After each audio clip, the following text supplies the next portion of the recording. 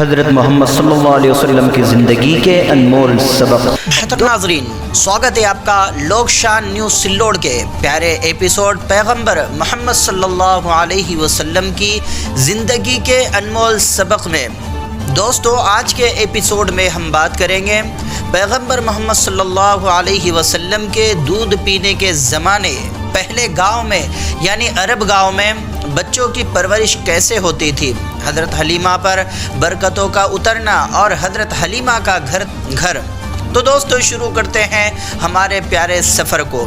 تو پہلے ہم جانیں گے پیغمبر محمد صلی اللہ علیہ وسلم کے دودھ پینے کے زمانے کے بارے میں۔ پیدائش کے بعد 3-4 دن تک آپ کی امی آمنہ نے آپ کو دودھ پلایا، پھر آپ کے چچا ابو لہب کی باندی سویبہ نے دودھ پلایا، اس کے بعد یہ دولت حضرت حلیمہ کو نصیب ہوئی۔ اب جانتے ہیں عرب کے گاؤں میں بچوں کی پرورش کیسے ہوتی تھی۔ عرب میں یہ دستور تھا کہ ماں بچے کو دودھ نہیں پلاتی تھی خود ماں، بلکہ شروع ہی سے دیہات میں بھیج دیا کرتے تھے تاکہ دیہات یعنی گاؤں کی صاف ستھری ہوا میں پلے بڑھے۔ کھلے ماحول میں بچوں کی پرورش کے بہت سارے فائدے ہیں۔ اس سے بچوں کی نیچرل یوگیتا بڑھتی ہے، بدن مضبوط ہوتا ہے۔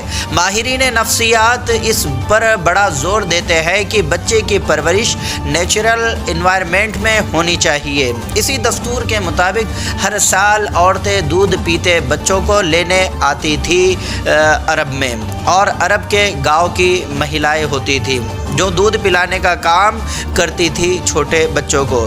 قبیلہ بنو سعد کے خاندان کی کچھ عورتیں مکہ آئی اور دودھ پیتے بچوں کو لے گئی، لیکن کسی نے بھی پیغمبر محمد رسول اللہ صلی اللہ علیہ وسلم کو غریب اور یتیم یعنی ان کے ابو جان کا انتقال ہو چکا تھا تو انہیں یتیم ہونے کی وجہ سے نہیں لیا۔ باپ ہوتا تو کچھ ملتا، ماں اور دادا سے کیا ملے گا، اس طرح کی ان مہیلاؤں کی سوچ تھی۔ دودھ پلانے کے لیے بچوں کو لینے کے لیے آئی تھی۔ ان عورتوں میں صرف ایک عورت خالی ہاتھ رہ گئی جس کا نام حلیمہ تھا۔ حضرت حلیمہ پر برکتوں کا اترنا۔ پھر کیا ہوا؟ حضرت حلیمہ اسی برکت کی امید پر بچہ لاتی ہے، یعنی پیغمبر محمد صلی اللہ علیہ وسلم کو لے لیتی ہے۔ اللہ نے اسی امید کے انوسار ان پر برکتوں کے دروازے کھول دیے۔ عورتوں نے لوگوں سے امید باندھی اور حلیمہ نے اللہ سے امید رکھی۔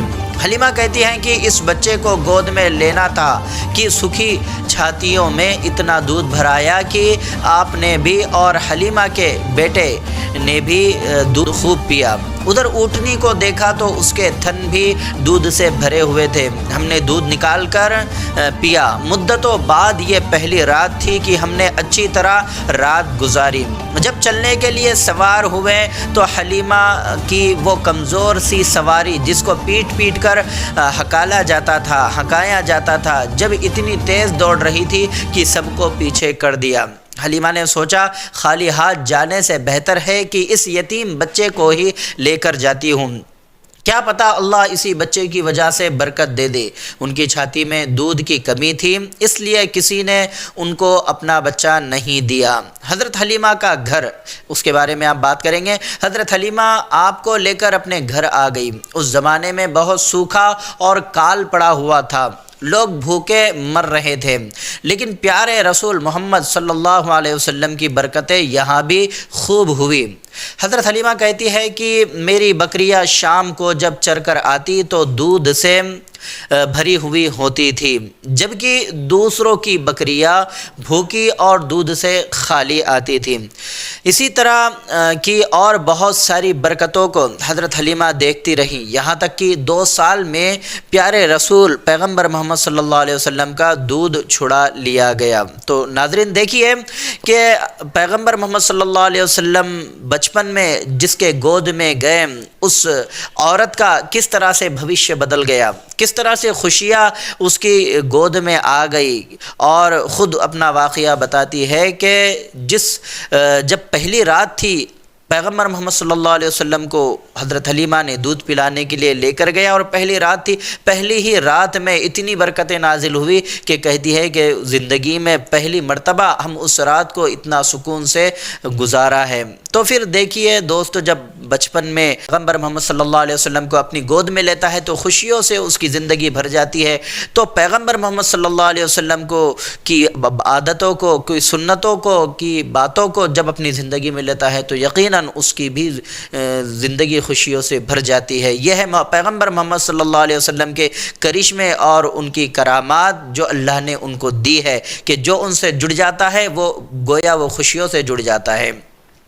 تو دوستو، آج کا ایپیسوڈ یہی ختم ہوتا ہے۔ امید ہے آپ کو ہماری یہ چرچا پسند آئی ہوگی۔ اگر آپ نے کچھ نیا سیکھا یا مزہ آیا تو اسے اپنے دوستوں اور پریوار کے ساتھ ضرور شیئر کریں۔